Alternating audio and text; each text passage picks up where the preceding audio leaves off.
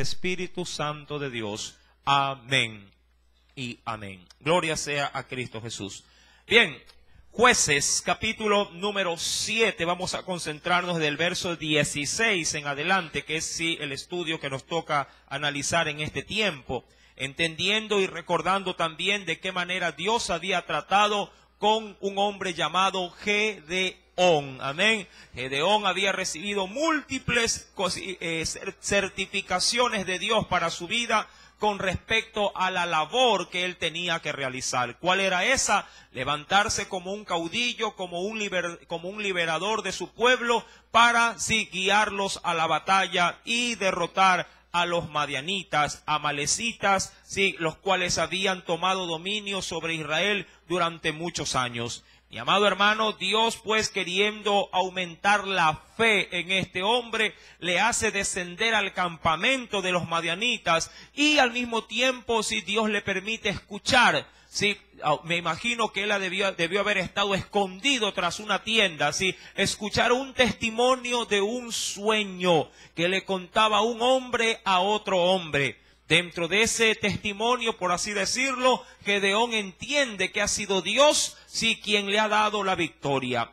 A raíz de esa última comprobación, sí, Gedeón agarra valor, adora a Dios y regresa totalmente animado para así transmitir esa ansiedad de conquista a sus 300 hombres. Recordando que esos 300 también se sometieron a un largo proceso, sí, de selección. Sí, primeramente habían sido ¿cuántos en total los guerreros llamados para la batalla? 32,000 hombres. 31,700 soldados fueron prácticamente, sí, desechados para que Dios se glorificara con un grupo reducido de tan solo 300 soldados, 300 hombres.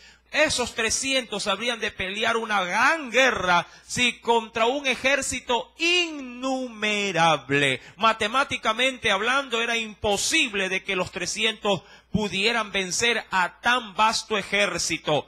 Pero Dios estaba de su lado, y cuando Dios está de parte, diríamos así, de su pueblo, no es la cantidad ni la habilidad lo que trae victoria, sino en este caso el poder y la mano de Dios. Todo esto, mi amado hermano, estaba ahí como antecedente frente, sí, a los ojos de Gedeón. Ahora bien, entremos en estudio en esta preciosa mañana. Venga conmigo al verso número 16. Veamos la estrategia que Dios le da a Gedeón para poder confrontar a sus enemigos. Verso número 16.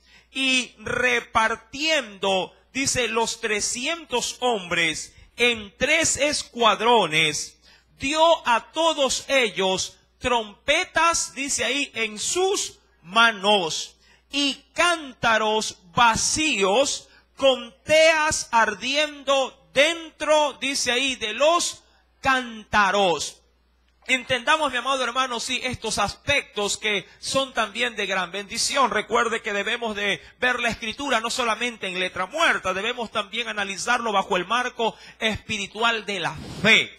Sí, este tipo, diríamos, de implementos no eran comunes para llevarlos a una confrontación bélica. De hecho, si usted va, mi querido hermano, a una guerra, sí, yo le aseguro que usted escogería no piedras para la batalla, sino armamento, armas, pistolas, metralletas, bazooka, tanque, aviones. Esos serían los implementos de guerra más idóneos para ir ¿a dónde? A la batalla, a la guerra. Mas, sin embargo, Gedeón había recibido instrucciones totalmente diferentes. No tenía que llevar espada, no tenía que llevar jabalina, no tenía que llevar arco ni flecha, no tenía que llevar lanza. Nada de esto se le pidió a Gedeón que utilizara para la batalla. Si usted se hubiese puesto a razonar, sí, de una manera lógica, ir en esa condición a confrontar a un enemigo tan grande, cualquiera hubiera levantado su voz de protesta y le hubiera dicho a Dios: Señor, yo creo que lo que me estás ordenando está mal, porque a la guerra se lleva otro tipo de implementos. Pero mi amado hermano, recuerda que Dios no piensa como piensa el hombre. Dios no usa los razonamientos humanos para podernos hacer entender sus estrategias. Dios solamente demanda una sola cosa: obediencia absoluta, obediencia ciega. Eso, mi amado hermano, o en eso se radica la fe, en obedecer a Dios en este caso, sin reclamar.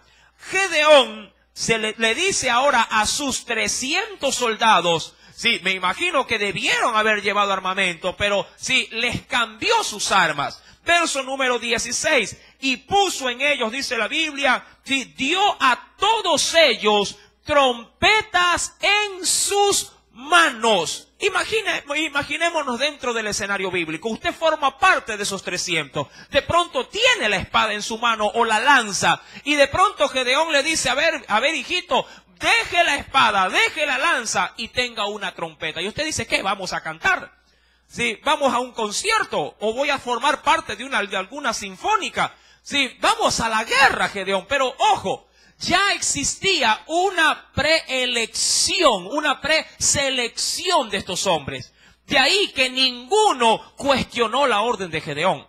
Y eso es importante, mi amado hermano, cuando ya Dios viene trabajando en la vida de sus hijos. Cuando Dios ya ha sometido a sus hijos en un proceso de restauración, de santificación, uno ya no chista, no reclama, no le hace bulla a Dios cuando Él comienza a tratar, sí, en medio de nuestros asuntos. Ya uno simplemente obedece y diríamos que hasta se relaja, descansa en Dios, sabiendo que Él siempre tiene el control de todo. Amén.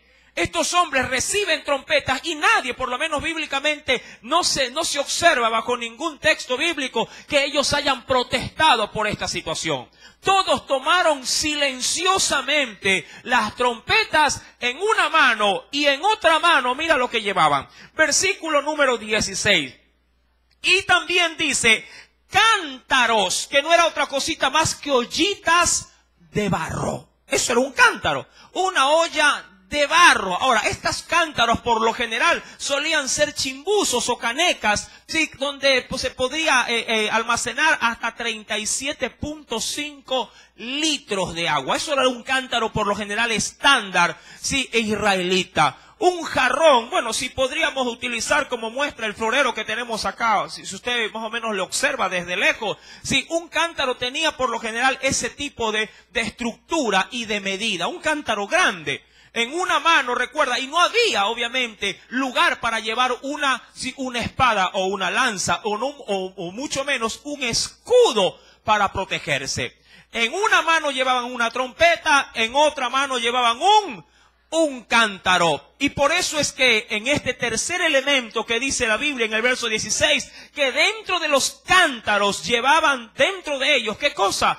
Dice teas, que no es otra cosa más que una antorcha ardiendo dentro de los cántaros. ¿Qué diferencia había entre una tea y una antorcha? Una tea básicamente era como un recipiente lleno de aceite, con un mechero. ¿Sí? En la actualidad, bueno, ya no se usa ese tipo de, diríamos así, de instrumentos a la hora de obtener luz, pero antes eran muy comunes. Sí, no sé si en mis tiempos, bueno, yo no soy tan viejito tampoco, pero sí, pero se utilizaban candiles, ¿sí?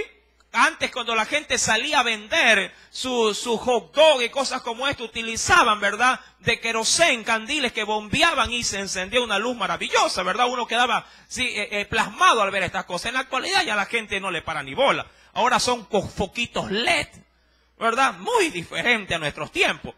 Mi amado hermano, si este tipo de teas, si las proporciona, si para poderlas meter o introducir dentro de ¿dónde? De los cántaros, ojo, había una condicionante, los cántaros tenían que estar totalmente vacíos, ¿sí? Absurdo, por cierto, toda esta estrategia era absurda a ojos o a la mente humana, absurdo. Mi amado hermano, nunca cuestiones cómo Dios te dice que debes de hacer las cosas. Sí, una preciosa y gran recomendación. No cuestiones cómo Dios quiere tratar contigo o con los tuyos. Señor, ¿por qué la enfermedad? ¿Por qué la desgracia? ¿Por qué la falta de esto? ¿Por qué la situación de esta manera? Yo esperaba otra cosa. No cuestiones a Dios. Déjalo porque Él está trabajando. Amén. ¿Cuántos oran muchas veces por hijos, esposos, esposas, por su situación mismo? ¿Verdad? Y en la oración, ¿qué le piden al Señor? Siempre le piden algo al final que sea para bien. Le piden, Señor, cambia a este hombre. Están pidiendo el cambio de ese varón. Señor, cambia a este muchacho. Están pidiendo que cambie al muchacho. Pero la estrategia tú no se la puedes dar a Dios. Él establece su forma, su manera de hacerlo. Y si Dios establece una pésima, diríamos así a nuestros ojos, una pésima circunstancia, no cuestionemos de cómo Dios ha implementado su fórmula.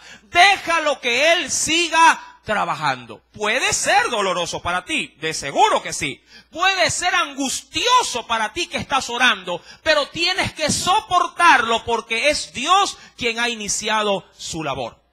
¿Verdad? Tú podrías decir, Señor, toca a mi esposo, es duro como una roca, es inflexible, no se quebranta por nada. Y dentro de tu oración, mi amado hermano, Dios dice, perfecto, me has pedido que haga un milagro en el corazón de tu marido, dame tu hijo que lo voy a destrozar. Y tú como madre dices, pero mi hijo también me va a doler a mí. Sí, yo sé que te va a doler a ti, pero a él le va a doler más. Y yo quiero tratar con ese corazón con dolor. Amén.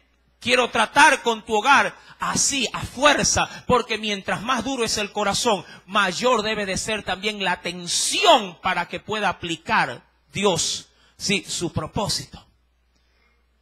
Porque con palabras suaves no entiende. ¿Cuántas veces le has hablado de Dios?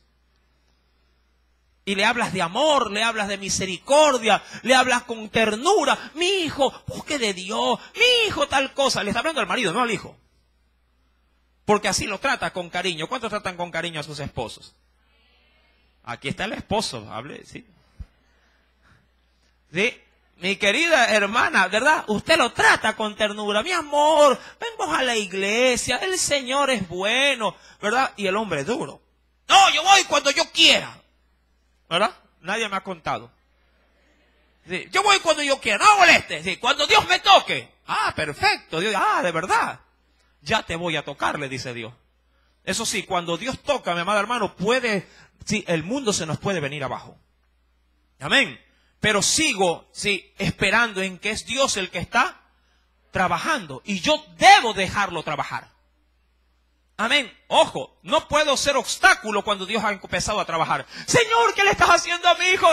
Déjalo.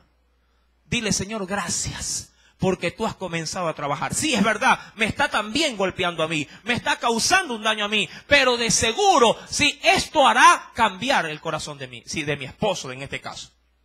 Amén. Ahora, vueltos al verso 16, recuerde, Dios habría de trabajar ¿con qué elementos?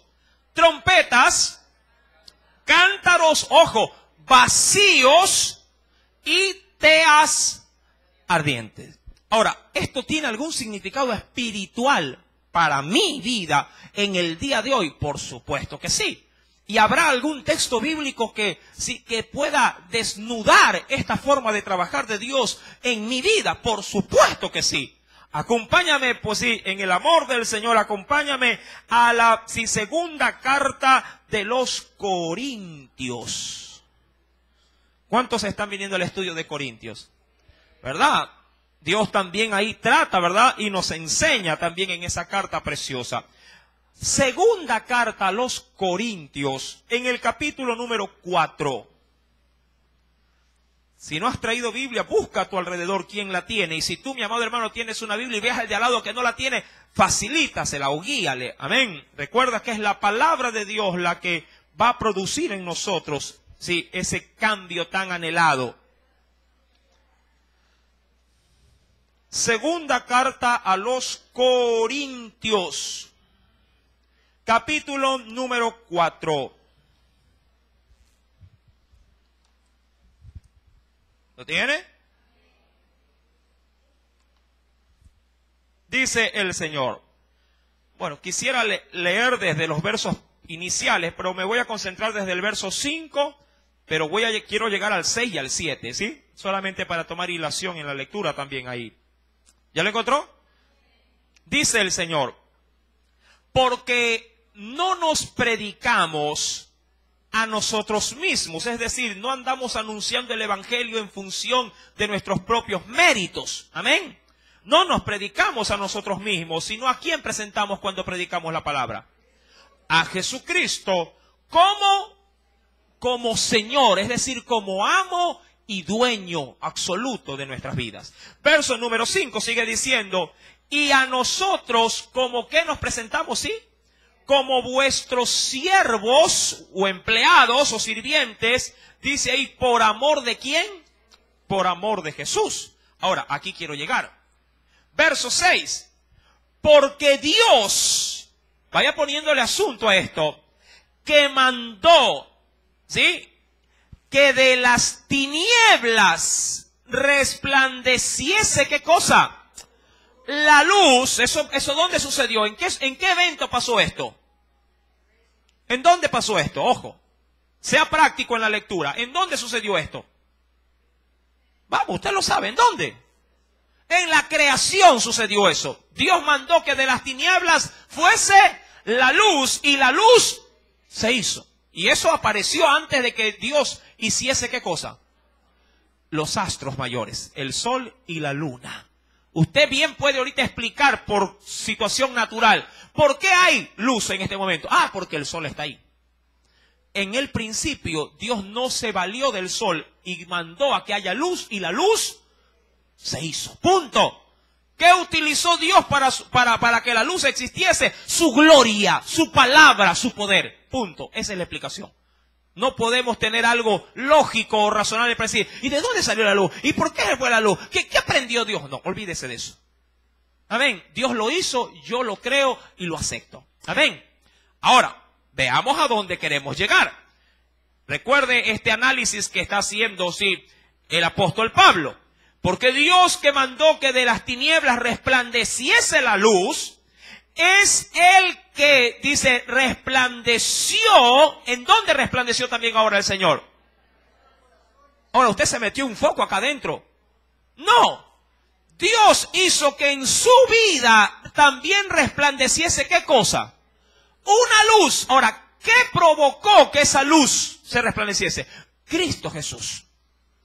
Sí, su presencia en nuestros corazones hizo también que de las tinieblas en las que vivíamos se resplandeciese también una preciosa y gran luz, por cierto. Sí, Segunda de Corintios estamos, capítulo 4, verso número 6. Él, dice, es el que resplandeció en nuestros corazones. ¿Y para qué lo hizo? Para iluminación. Amén. ¿De qué? Del conocimiento de la gloria de Dios en la faz. Me interesa mucho este texto. ¿De quién? De Jesucristo. Mi amado hermano, y aquí comienza el trabajo. Voy a llegar hasta el verso 7 en este texto, porque se va a hablar de esa triangulación que Dios, sí, mi amado hermano, la está haciendo notar también en Jueces. Recuerda que en Jueces, ¿qué apareció ahí? Apareció, ¿qué cosa? Una trompeta. ¿Qué más apareció? Un cántaro, el cual debería de estar vacío, y que también Dios demandó una tea ardiendo, la cual debería de estar ¿en dónde? En el interior del cántaro. Ahora, cántaro, mi querido hermano, simplemente es una representación de lo que eran esos hombres. Eran barro en las manos de Dios. Y un barro, para que pueda ser moldeado y trabajado, debe de estar primeramente vacío. Una vida, para que pueda llenarse de Dios, debe de estar vacía. Por eso es que Dios exige siempre que cuando el hombre venga hacia Él, se lo entregue absolutamente todo, para que al quedar vacío Dios pueda comenzar a ¿qué cosa con ese barro? A trabajarlo. Amén. Nunca vengas a Dios con tus prejuicios, con tus razonamientos, con tu forma de pensar. Y ese es el problema que tiene mucha gente que no deja trabajar a Dios en su vida. Siempre va con sus preconceptos. siempre va con sus formas, con sus ideologías, lo que le enseñó papá, mamá, lo que le enseñaron en el colegio, en la universidad, lo que aprendió de los amigos, lo que aprendió del barrio, y con esos conceptos llega Dios y le dice: Señor, yo quiero que tú te adaptes o me expliques tal o cual situación o lo que tú eres, porque si yo no lo llego a entender, o si no me calza, no me satisface conforme a lo que yo ya pienso de ti, entonces, no, nada, hasta ahí nomás llego. Caminamos de lejos. A Dios hay que llegar totalmente vacío. Es decir, tienes que borrar el cassette de tu vida para que el Señor comience a grabar, ¿sí?, una nueva historia en ti. ¿Sí me estás entendiendo? Amén. Nunca llegues a Dios, sí, con tanta información. Más bien desecha tu información y permite que el conocimiento de la palabra de Dios sea el que comience a llenar, ¿sí?, en ti las nuevas pistas que tú tengas que cantar. Mi amado hermano, eso es un precioso paso de fe, porque recuerda, Dios obrará en función de la misma apertura que tú le des para que Él pueda obrar. Amén. Si tú eres siempre, diríamos, cachudo, como dicen los padres con los muchachos, eres arisco, eres siempre sí contraproducente, te resiste, Dios no va a poder trabajar en tu vida. O por lo menos trabajará, pero en la medida hasta donde tú le permitas hacerlo. Amén. Sí, hasta ahí llegará. No, que hasta aquí nomás, hasta aquí llega el Señor en mi vida. De aquí para acá, eso ya me encargo yo. Sí. De puertas hacia afuera, ya, que Dios haga todo lo que tenga que hacer. Pero de las puertas de mi casa hacia adentro, ahí vivo yo como yo quiero, con mis reglas. Mi amado hermano, estás equivocado. Dios, recuerda cómo lo presenta, y por eso leí desde el verso 5, cómo lo presenta el apóstol Pablo a su Salvador. Él lo presenta como amo, como Señor. ¿Te recuerdas? Lee conmigo, por favor, otra vez el versículo número 5, porque no nos predicamos a nosotros mismos, sino a Jesucristo, como que lo presentamos, como Señor, dueño, amo. Y a ellos, ¿cómo se presentan ellos frente a ese Señor? Dice ahí, ¿cómo que se presentan? Como vuestros siervos o esclavos. ¿Un esclavo tiene de qué quejarse de su amo? Por supuesto que no. Un empleado le podrá decir a su empleador: pero jefe, ¿cómo es posible que usted ordene que entre a las 5 de la mañana? Es el jefe, Él es el que manda, Él es el que te paga. Si te gusta, bien, y si no, renuncia y busca otro. ¿Verdad que así sucede en el mundo secular? Y le obedecemos, es lo que es más bonito. Y a veces sin chistar. ¿Verdad? Mi amado hermano, y si el jefe de arriba, que manda más que los jefes terrenales, te pide algo que demande esfuerzo, que demande mucha más, diríamos, entrega, te vas a poner a pelear con él. Le vas a comenzar a decir a él cómo tiene que trabajar en ti. Él es el dueño de tu vida. Sí, obviamente, siempre y cuando tú le dejes ser el dueño de tu vida. De ahí el libre albedrío. De ahí la voluntad que debe también de ser sometida ¿a quién? A Cristo. Mi amado hermano, debes dejarlos. ¿Quieres ver cambios? ¿Cuántos quieren ver cambios en su vida? ¿Verdad? ¿Cuántos quieren ser mejores cristianos cada día? Debes dejarlo trabajar. Amén. ¿Quieres ver días mejores para tu vida? Debes dejar trabajar a Dios en tu vida. Sin chistar, sin reclamar, sin decirle qué hacer o qué no hacer, hasta dónde debe de llegar y hasta dónde no puede llegar. Deja que Él entre y saque toda la porquería para que pueda meter cosas limpias y aceptables. Amén. Cuando Él termine el trabajo, tú dirás: ¡wow, Señor! Yo nunca pensé que tú podías hacer semejantes cosas con este vaso de barro. Y eso es lo que dice el verso 7. Porque mira, terminado el proceso, mira a dónde llegamos. Verso 7 del capítulo 4 de Corintios. Pero tenemos, ¿cómo lo ve ahí el Espíritu de Dios? Tenemos este tesoro en vasos ¿de qué? ¿Qué tenían, mi amado hermano, los cántaros de estos hombres? Teas ardiendo. Teas que ardían, mi querido hermano. Dios ha puesto en nosotros de su Santo Espíritu en estos vasos de barro. Mi amado hermano, tenemos lo más glorioso, el más precioso tesoro que el hombre, si no logra reconocer, el mundo allá afuera piensa que tener un tesoro es tener harta plata. ¿Verdad? Mucha gente, mi amado hermano, en su ansiedad solo piensa en dinero, en riquezas, en comodidad, en bienestar. A eso ellos le llaman, lo llaman gratificación, lo llaman bendición. Y no es así. Lo más precioso que puede tener un hombre es morando al Espíritu Santo en este vaso de barro.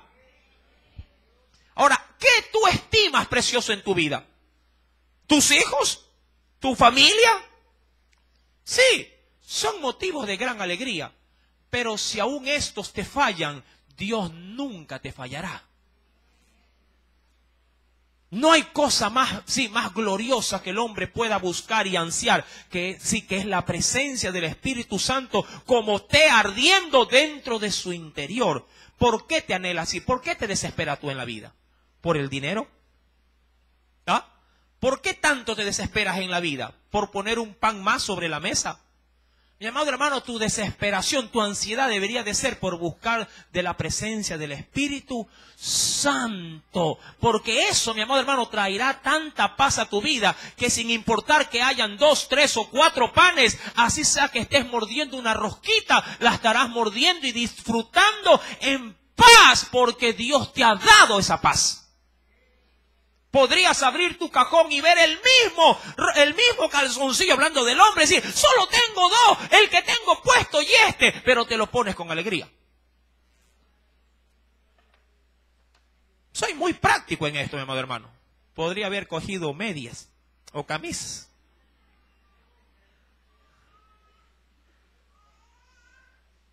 ¿Con qué intención lo hago, mi amado hermano? Porque es la prenda más íntima que puede llegar a tener el varón. Y es lo más íntimo que tú deberías de tener en tu corazón, el Espíritu Santo. Así se te pudiera ver en harapos por fuera, pero un corazón lleno de Dios. Harapos limpios, por cierto, no sucios. Sí, una cosa es la pobreza, otra cosa es la porquería. Amén. Mi amado hermano, dice la Escritura que tenemos este vaso de barro. Sí, en este vaso de barro, ¿qué cosa tenemos? Un tesoro. Y dice la Biblia, para que la excelencia del poder sea de quién, o para que aprendas a reconocer que ese tesoro está, de dónde proviene, sea de Dios y no de nosotros. Mi amado, Dios estaba tratando, volvamos por favor a Jueces, capítulo número 7, Dios estaba tratando con esta situación y dándonos a nosotros una preciosa lección también espiritual. Versículo número 16. Repartiendo a los 300 hombres, ¿en cuántos escuadrones los repartió? En 3 escuadrones. Sí. Mire que nuestra fórmula es, la unión hace la... Eso es la estrategia del hombre, ¿verdad? Unidos venceremos. No, Gedeón dijo, sepárense. Pero Gedeón, separado, como que no hacemos mucha situación aquí. No hacemos mucho peso, no hacemos bulto. No, esto no se trata de bulto. Porque aquí quien lo va a llenar todo es Dios, no ustedes.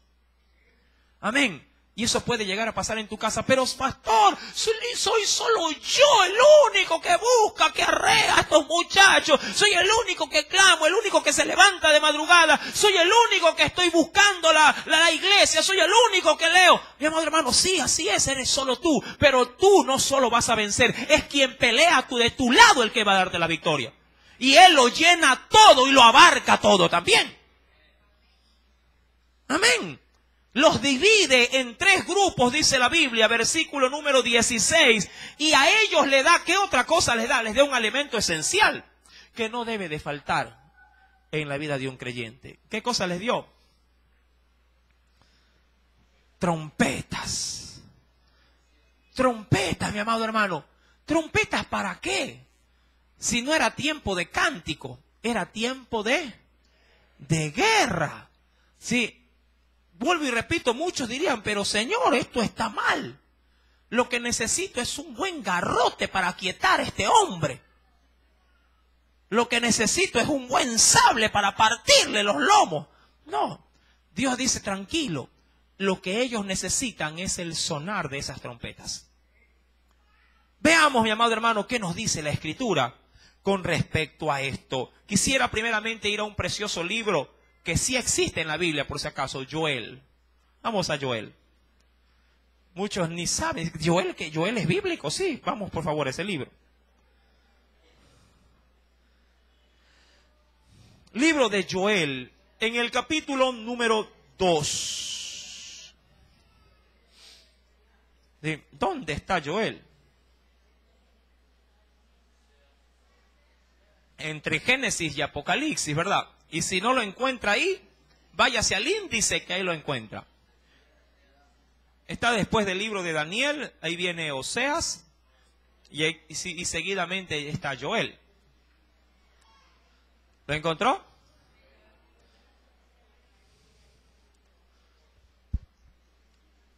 En el capítulo número 2 de Joel, versículo número 1. Dice el Señor, tocad trompeta. ¿En dónde? En Sión. ¿Qué cosa era Sión? Era el lugar donde Dios había establecido su morada. Amén. El monte de Sión. Y dice, ¿con qué finalidad el Señor mandó a tocar trompeta en ese lugar? Y dad, dice ahí, alarma, ¿sí? En mi santo monte. Hasta ahí leo, sí, voy a leer más adelante. Sí. Ahora, ¿cuál era el objetivo de la trompeta? O el uso de la trompeta, sobre todo para el pueblo de Israel. Primeramente, sí, cuando Dios mandó, en el libro de Números está también, sí, a forjar trompetas, sí, lo hizo primeramente con una gran intención, para convocar al pueblo para que pueda congregarse. Sí, esa era la primera razón por la que Dios, sí, mandó o demandó el uso de trompetas, sí, para su pueblo. Para que el pueblo, al escuchar el sonido de las trompetas muy de mañana, se apercibiera, se levantara cual alarma, así, al filo ahí del velador, si lo despertara. La trompeta anunciaba que el pueblo tenía que ir corriendo, ¿a dónde? A la casa de Dios, a congregarse, para ir a bendecir su nombre, para ir a alabarlo, para ir, sí, a buscar de esa íntima comunión. Esa era la primera razón esencial de tocar una trompeta. El pueblo, al oír la trompeta, se iba a congregar. Amén. Segundo punto, la trompeta anunciaba también, ¿sí?, las alarmas para la ciudad en caso de que ésta pudiera encontrarse en peligro de guerra. Sí, esa era la segunda razón más importante del sonar de una trompeta. Mi amado hermano, sí, cuando la trompeta sonaba en las torres de vigía, de cuidado, sí, de aquellos que eran conocidos como los atalayas, estos anunciaban por medio del sonar de la trompeta de que venían adversarios, enemigos, rivales, y estos habrían de, en este caso, sitiar la ciudad. Ahora, ¿qué producía ese sonar de trompeta? Mi amado hermano, que el pueblo sí podía hacer dos cosas. La primera, prepararse toda para la guerra. O lo segundo, poner pies en polvorosa. Escapa por tu vida. Todo iba en función de qué tipo de ejército venía. Si se podía confrontar, qué bueno, se confrontaba. Pero si no se podía confrontar, entonces se huía. La trompeta, mi amado hermano, era utilizada esencialmente en estos dos casos. Tenían otro tipo también, sí, diríamos así, de usos, pero estos dos eran los más importantes. Y dice, volviendo por favor a Joel, capítulo número 2, versículo número 1, tocad trompeta en Sión, dad alarma en mi santo monte. También, ¿para qué? Dice ahí, para los moradores de la tierra, porque viene el día de Jehová, porque está cercano. Eso hablando en sí mismo ya de su juicio.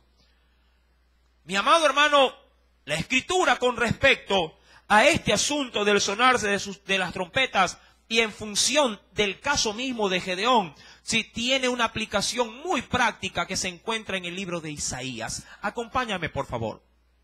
En el capítulo 58 de Isaías, mira lo que nos dice el Señor. Aquí hay un aspecto muy positivo. Y creo que es el que más se ajusta a la situación de los 300 hombres, a quienes se les da la trompeta. Isaías 58, capítulo número 58, verso número 1. ¿Lo tiene? Y este es el uso esencial de la trompeta. Clama a voz en cuello. No te detengas. Alza tu voz. ¿Cómo qué dice? Como trompeta.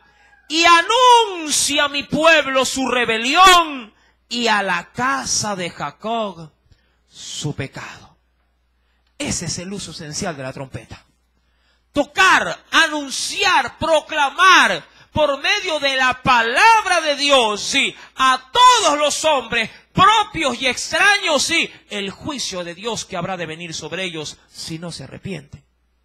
Mi amado hermano, Dios le demandó a los 300 que hicieran uso de trompetas.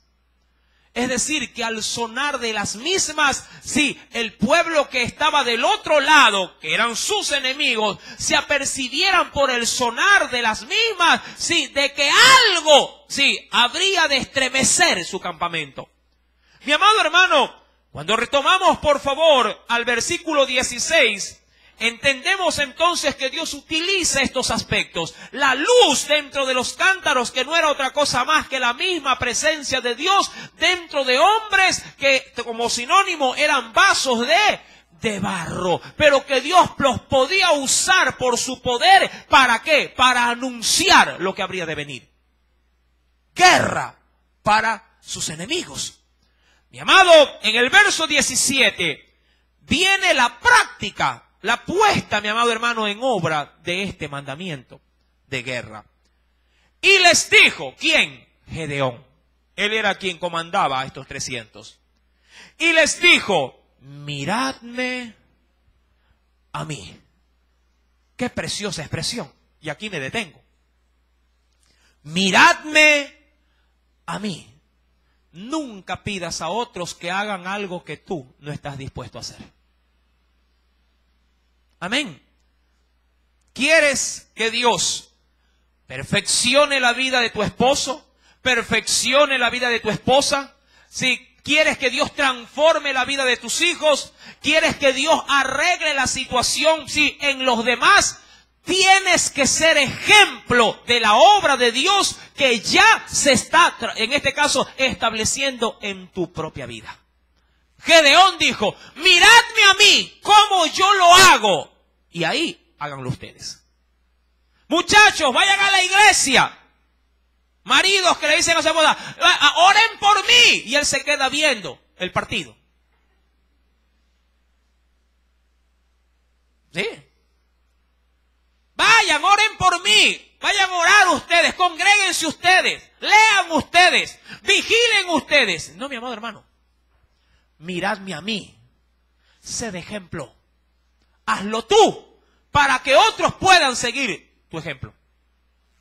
Amén. Oye, el Señor como que está metiendo, no un dedo, una pluma entera en la llaga. Miradme a mí. ¿Es que acaso el mismo Jesús no dejó esa pauta de ejemplo? ¿Ah?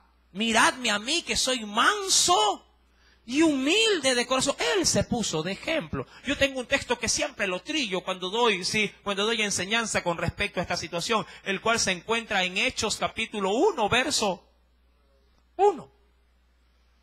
¿Qué decía ahí en esencia ese verso? Hechos 1:1. Lea, por favor, vaya a la Biblia. No pierda jueces tampoco. Hechos 1:1. Ahí el apóstol, ¿quién? Lucas, autor de ese precioso libro, escribiéndole a un excelentísimo, ¿qué cosa? Teófilo, le dice, te voy a contar todas las cosas que Jesús comenzó a hacer y a enseñar. En ese orden, Jesús, ya lo encontró, lo podría leer. Léalo por favor a coro, ¿qué dice?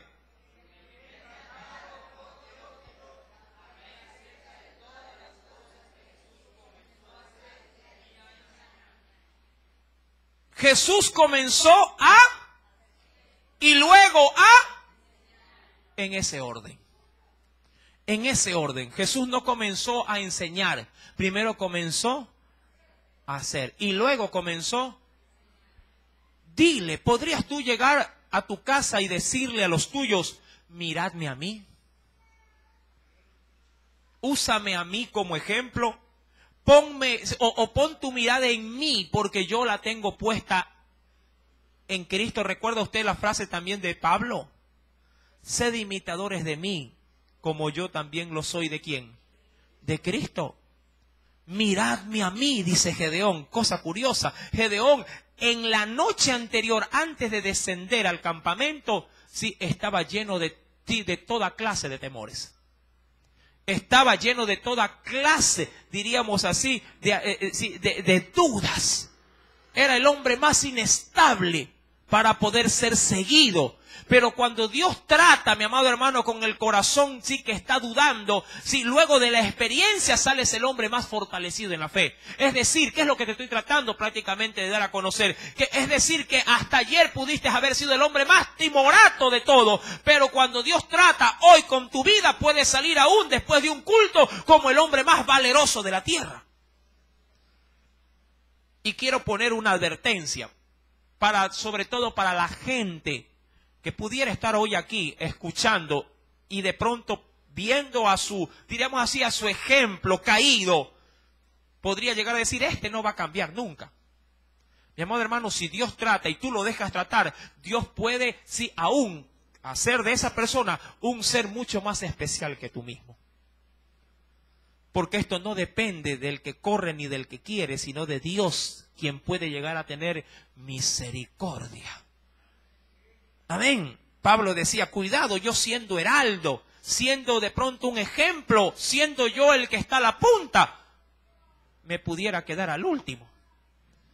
Mi querido hermano, Gedeón le dice a esos 300, miradme a mí, me encanta. Y luego, ¿qué dice? Miradme y haced como yo hago. En ese orden, el mismo orden ¿de quién? De Cristo Jesús. Gedeón en este momento prácticamente es un ser similar a Jesús. Es una representación de Cristo mismo en medio de una batalla, dando ejemplo a un grupo muy reducido, como lo es la iglesia en el tiempo moderno. ¡Oh, manada pequeña!, ha dicho el Señor. Y somos pocos, a la verdad, los que tratan de buscar o de ser sobresalientes en Dios. Si fuera sencillo y si esto fuera tan abierto, fuéramos masas de gente como cristianos. Pero no, mi amado hermano. Quienes a la verdad se logran determinar para seguir en el Evangelio como es, son pocos. ¿Por qué? Porque son pocos los que muestran un interés por las cosas de Dios. Mi amado hermano, siéntete privilegiado en Dios por ser uno de esos pocos que Dios está usando en medio de una abundante generación perversa y maligna. La Biblia dice en el verso 17, miradme a mí, y dice, y haced como hago yo. He aquí que cuando yo llegue al extremo del campamento, es decir, a donde termine el campamento, ¿sí?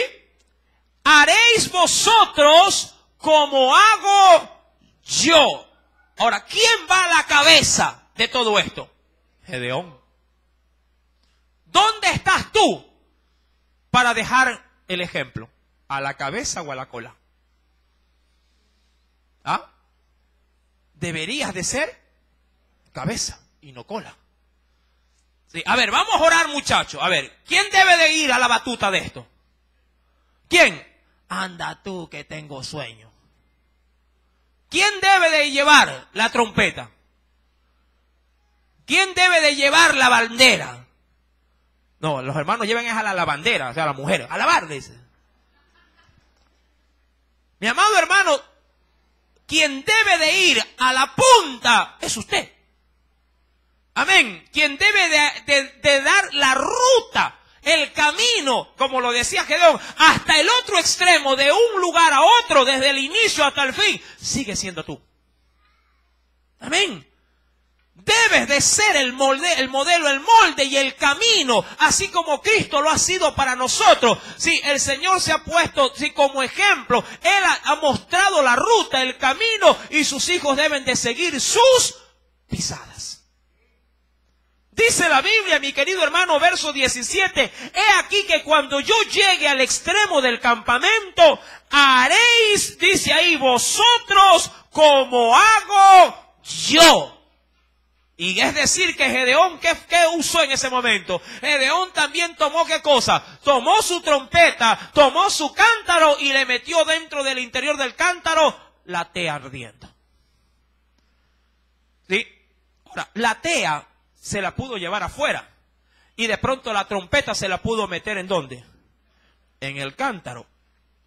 Pero habían riesgos. Si ellos llevaban la tea afuera, ¿qué podría pasar? Lo primero, lo natural que podría pasar, se podía apagar la luz. Por eso es que la tea tenía que ir ¿en dónde? Dentro, en el interior de tu corazón. Porque ahí estará, diríamos así, segura, para que nadie la pueda opacar o apagar.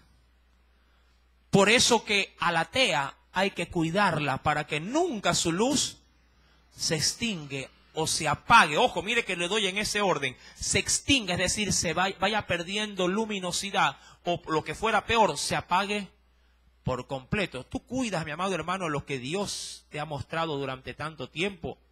Valorizas lo que Dios ha puesto en tu vida, o es cualquier cosa. No, si yo voy a la iglesia es porque ya, dicen, no, es domingo y ya, pues, ¿qué más queda? Esta molesta cada rato que hay que ir a la iglesia, hay que ir a la iglesia, no, vamos a la iglesia.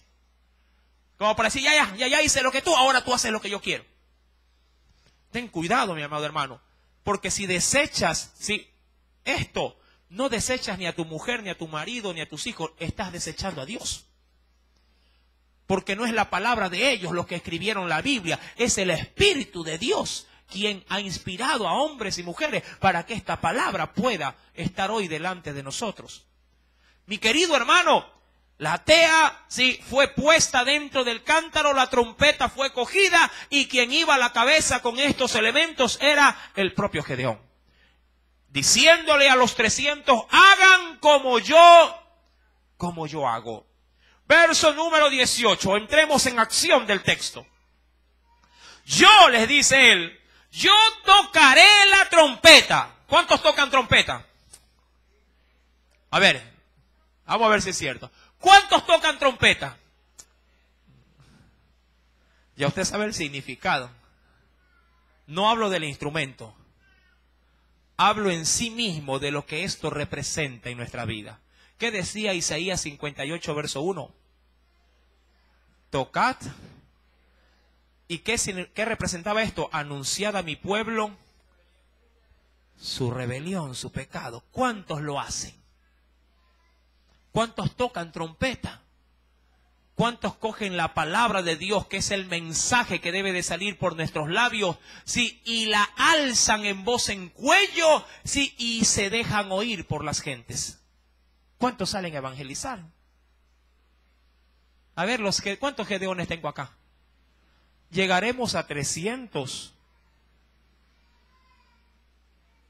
¿O está diezmado el ejército? ¿O no llegamos ni a 30?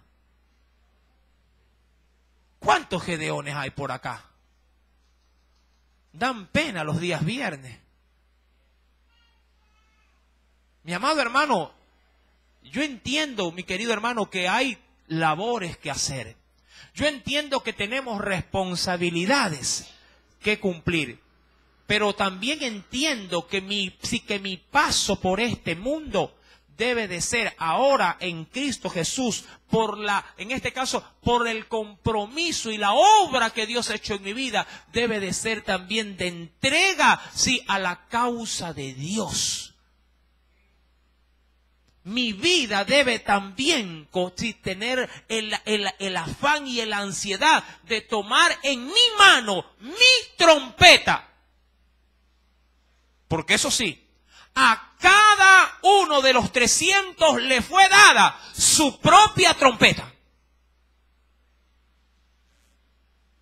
Usted no puede decirle al Señor, Señor, solo dame el cántaro y no me des de tu fuego. Hay quienes, en la gran mayoría, están pidiendo fuego de Dios en su vida, pero no quieren coger la trompeta. Y hay otros que tienen trompeta y tienen el cántaro, pero no tienen fuego. Oiga, aquí ya me quedé. ¿Cómo hacer la labor si falta uno de los 3 elementos? Yo puedo tener la trompeta y puedo inclusive predicar la palabra, pero si no hay fuego en mi cántaro, de nada sirve. Decía Pablo, la necesidad me es impuesta. Y ay de mí si no predico este evangelio. Pero el oír de esta palabra debe de ir acompañado con fuego también del Espíritu Santo. Porque en cuyo caso el mensaje sería un mensaje así de letra muerta. Y allá afuera en la televisión hay mucha gente, por las calles hay mucha gente que tiene trompeta, pero no tiene nada del Espíritu de Dios en el mensaje que hablan. Se sobreentiende que los hijos de Dios tienen los 3 elementos. Son cántaros, son vasos que Dios puede usar y moldear a su antojo como a Él le dé la gana. Se entiende que en su pueblo cada uno de nosotros sí tiene trompeta, pero hay quienes la tienen guardada. Saben de la Biblia. Yo he escuchado a muchos. El pastor, oiga, si mi marido sabe, conoce, pero no quiere hacer lo que usted dice, hermano. ¿Sí me está entendiendo? Yo sé que hoy muchos ahí desde el puesto están, ya termine, pastor, termine, no aguanto, pare. Mi amado hermano, pero en tu que me importismo, ¿qué tipo de cambios puedes llegar a ver en tu vida? ¿Quieres ser como ayer? ¿Cuántos vinieron al culto de ayer? En el estudio de Santiago. ¿Cuántos textos analizamos en esa carta? Uno solo. ¿Cuál era ese? El hombre es inconstante en todos sus caminos. Mi amado hermano, qué relajación de muchos hombres que están en la guerra, tienen al enemigo por delante, como lo dice la palabra, que son innumerables como la arena que está a la orilla del mar, y teniendo los 3 elementos, porque hay quienes sí lo tienen. Hay quienes son cántaros, tienen fuego, tienen trompeta, pero no usan ninguno de estos 3. Lo tienen. Porque cuando escuchan la palabra, son sensibles y les duele, hasta pueden lagrimear en medio culto. Pero hasta ahí nomás. Hasta ahí llega. Hay quienes inclusive pueden llegar a salir golpeándose el pecho y decir así, por mi culpa, por mi gran culpa. Pero llegan, mi amado hermano, a la esquina y dicen, ¿culpable de qué? Pues dicen.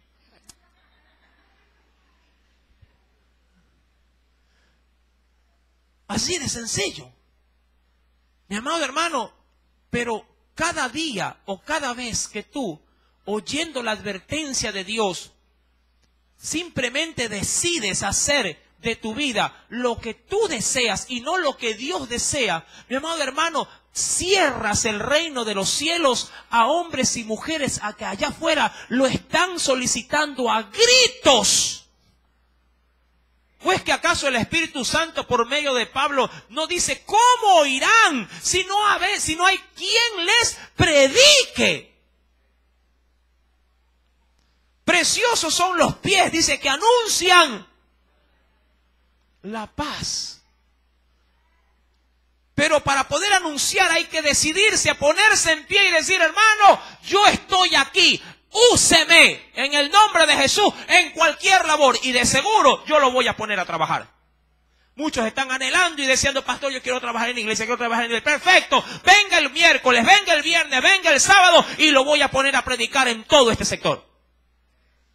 Ay, no, pero allá no, pastor, en otra cosa. ¿Qué otra cosa? ¿Acaso Dios nos ha mandado a ser de artífices dentro aquí de la iglesia? A ser de pronto muñequeros, danzantes, bailarines. Dios nos mandó a una sola labor. Y todos tenemos un precioso ministerio. El ministerio de la reconciliación. Ir y predicar el evangelio a toda criatura. Esa es la labor que debemos de hacer. Olvídese del altar. Mi amado hermano, Gedeón dijo, mírenme a mí, hagan como yo. He aquí cuando yo llegue al extremo del campamento, haréis vosotros como hago yo. ¿Quieren saber lo que hizo? El próximo domingo lo sabremos. Con la ayuda del Espíritu Santo. Amén. Solo si el Señor tocó tu corazón y te has decidido a hacer como Él quiere, puedes darle una ofrenda de aplauso. En el nombre de Jesús. Oremos. Amantísimo Dios, gracias, Señor. Tu palabra, la cual se gesta en tu corazón por medio de tu espíritu, es la única que puede llegar a transformar mi triste condición. No quiero ser oidor olvidadizo, sino hacedor de ella. Si en verdad no estoy cumpliendo mis responsabilidades como hombre de batalla, te pido perdón y al mismo tiempo me vuelvo a enlistar en tu ejército para salir a la guerra. Quiero ser el cántaro. Pon tú de tu fuego y que tu palabra en mí sea la trompeta. Señor Jesús, lo haré para gloria de tu nombre. Amén.